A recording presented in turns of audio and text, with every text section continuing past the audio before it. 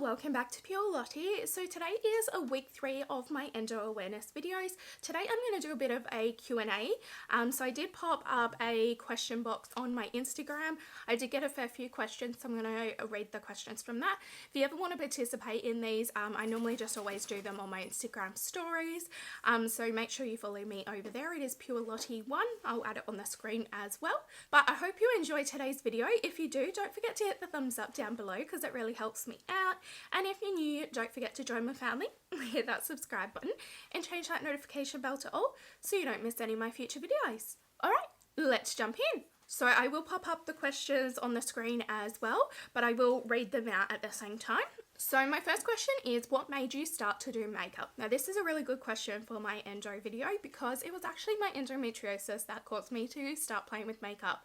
So I've always liked makeup, I've always liked colours, but I never really knew how to do like really nice makeup or anything like that. So I am self-taught, but it was actually something that my pelvic pain clinic suggested that I find something that I really like and focus on that so I have something positive to look forward to because of my chronic pain and chronic fatigue. So yeah, I started experimenting with makeup, you know, playing with the colours, and so yeah, I blossomed into this makeup lover now. I am all self-taught. I've learned just by practicing on myself, so there is things that I can't do still. I'm not a qualified makeup artist or anything, so yeah, everything is just all self-taught, but it's just a passion of mine. I'm not doing this to make money or anything like that. I'm doing this because I actually love doing it and it takes my mind off my chronic pain. So my next question is, how do they determine what stage of endometriosis you have? So basically it is determined by how much endometriosis you do have, how many like pockets of endometriosis, whether it's deep or not. So for stage 1 it's minimal, so it's a few superficial implants and mild adhesions. Stage 2 is mild and that's slightly deeper implants and more adhesions. Stage 3 is moderate and it's deep implants, small chocolate cyst, which is ovarian endometriomas, deeper and filmy lesions and scarring. And stage 4 is severe, so that's deep implants, large chocolate cysts, many dense adhesions and more scarring. So my last surgery was in 2015 and in 2015 I was diagnosed with stage 4.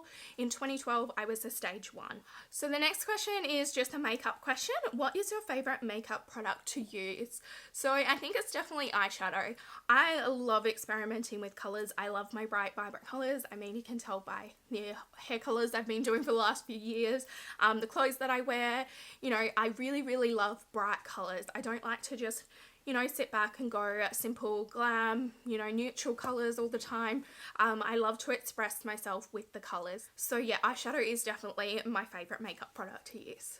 The next question is, how do you manage it with your day-to-day activities? And to be honest, I really don't at the moment because my pain has gotten so bad, so it is extremely hard for me to manage it on a day-to-day basis right now. But before it got this bad, I would just make sure that I would carry my endo emergency backpack with me. So that would make sure that if I have a flare-up, I've got all the things that I need with it. And I would try and plan my life around my endo. So if I had somewhere to go, I would make sure that I would have, you know, like 3-4 days beforehand where I'm doing nothing to make sure that I'm keeping all of my, as chronic illness people call it, spoons. We keep all of our spoons for something really important. I then also make sure, like with my house cleaning and stuff, I actually have cleaners for my bathrooms and floors and stuff like that, because physically, if I do that, then it puts me out of action for a few days to a week because it causes a lot of pain with flare-ups. So yeah, I plan my life around my endometriosis at the moment, unfortunately. But yeah, prior, I would always make sure that I would pre-plan my whole life. So I am very much a list person, a to-do list person. I need to make sure that I'm spreading out my spoons over the week and not putting it all in one day. The next question is it curable? Unfortunately, no, endometriosis is not curable, which is really sad. There is some band-aids, as I like to call it, like hysterectomy, pregnancy, hormone therapies that can give you temporary relief. Unfortunately, it is not guaranteed to work though, and it is always only temporary. The next question is, how old when you got endometriosis? So I first started experiencing symptoms at my very first period. I was a late developer with my period and did not get it until I was 15 years and 2 months old. And from that very first period, I had extremely heavy periods, really bad pain, really bad nausea, to the point where I couldn't keep anything down for about 12 days. My period did last about 12 days as well. And yeah, it was absolutely horrible. But unfortunately, I've experienced it from day one with my period. So next question is, what is something you can tell others who just get symptoms with it? I think my biggest thing is, don't settle. Fight for yourself. Any type of pain that causes like discomfort and stops you from doing anything is not normal. So I would suggest going to a doctor, making sure you get on top of it really quick, because unfortunately it is a long period normally between when you first experience it and get diagnosed. So it's normally about a 7-year waiting period, which is what happened to me as well. And the longer that it's left untreated, the more that it can grow, the more that it can spread, and the more that it can affect your life then. The next one actually isn't a question. I just want to say a massive thank you to this person. They said no questions. They just want me to know that they love my content and are so proud of me. I want to say thank you so much. That really means a lot to me. The next question is, why do you think it's such an ignored thing by doctors when so many suffer? This may sound a bit sexist, but I feel myself personally that if a male was to go through this, we would have a cure by now. I think there's not enough research and there's not enough women standing up for themselves. We're told from such a young age that period pain is normal, just put a heat pack on, take some Panadol, go about your life, it's completely normal, all of that. We're told that in school, by our parents, by the doctors.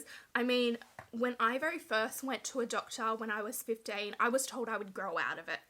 So I think that is why it is so ignored, because women don't stand up for themselves, and it's going to take a lot of women to stand up and say, no, this is not right. We need to change. We need to do something about this for our future generations.